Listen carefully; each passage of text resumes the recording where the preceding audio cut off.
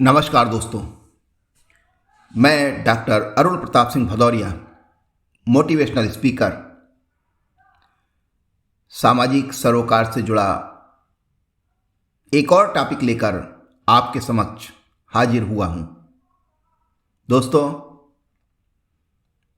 हमें मन, वचन और कर्म से सदैव दूसरों की मदद करनी चाहिए और कभी लालच नहीं करना चाहिए।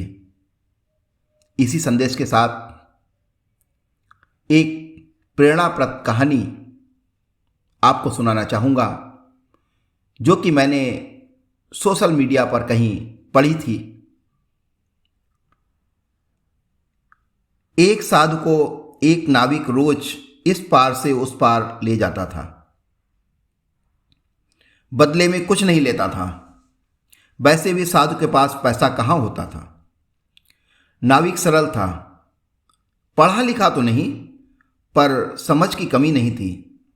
साधु रास्ते में ज्ञान की बातें कहते, कभी भगवान की सर्वव्यापकता बताते और कभी अर्थ सहित श्री मद् भगवद गीता का श्लोक सुनाते।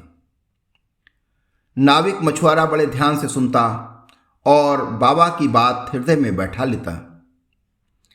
एक दिन उस पार उतरने पर साधु नाविक को कुटिया में ले गए और बोले, बस मैं पहले व्यापारी था, धन तो कमाया था, पर अपने परिवार को आपदा से नहीं बचा पाया।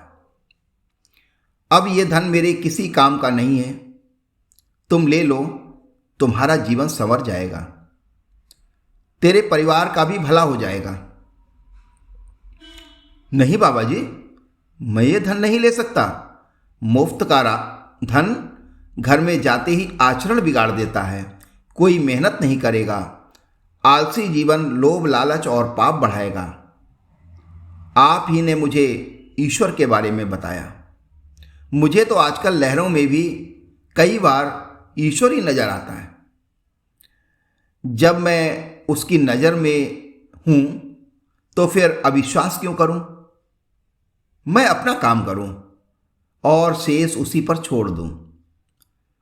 प्रसंग तो समाप्त हो गया, पर एक सवाल छोड़ गया। इन दोनों पात्रों में साधु कौन था? एक वो था जिसने दुख आया तो भगवा पहना, संन्यास लिया, धर्म ग्रंथों का अध्ययन किया, याद किया और समझाने लायक स्थिति में भी आ गया। फिर भी धन की ममता नहीं छोड़ पाया, सुपात्र की तलाश करता रहा। और दूसरी तरफ वो निर्धन नाविक, सुबह खा लिया तो शाम का पता नहीं, फिर भी पराये धन के प्रति कोई ललक नहीं, संसार में लिप्त रहकर भी निर्लिप्त रहना आ गया। भगवा नहीं पहना, संन्यास नहीं लिया, पर उसका ईश्वरीय सत्ता में विश्वास जम गया। श्री मद्भगवद गीता के श्लोक को न केवल समझा, बल्कि उन्हें व्यवहारिक जीवन में कैसे उतारना है ये सीख गया और पल भर में धन के मोह को ठुकरा दिया। वास्तव में बैरागी कौन? विचार कीजिए। दोस्तों, हम प्रलोभन में पड़ जाते हैं, धन की लालसा में समय गंवा देते हैं और जब धन इकट्ठा हो जाता है तब हम देखते हैं कि हमारे अपने लोग जिन्हें हमारे पास होना चाहिए था वो बहुत दूर निकल गए।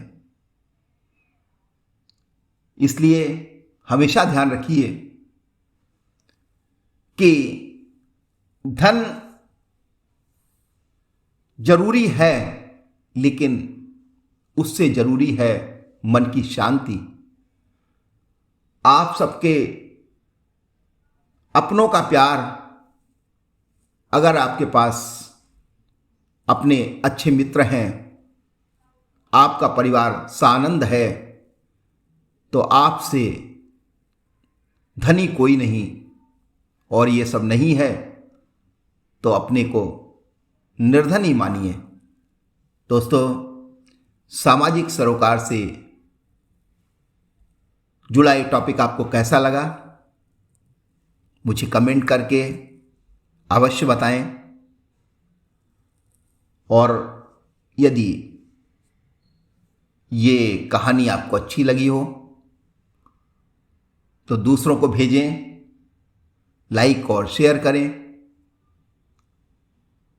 चैनल को सब्सक्राइब करें और हाँ, बेल आइकन का बटन दबाना ना भूलें, जिससे सामाजिक सरोकार से जुड़ी और भी कहानियाँ आप तक पहुँच सकें।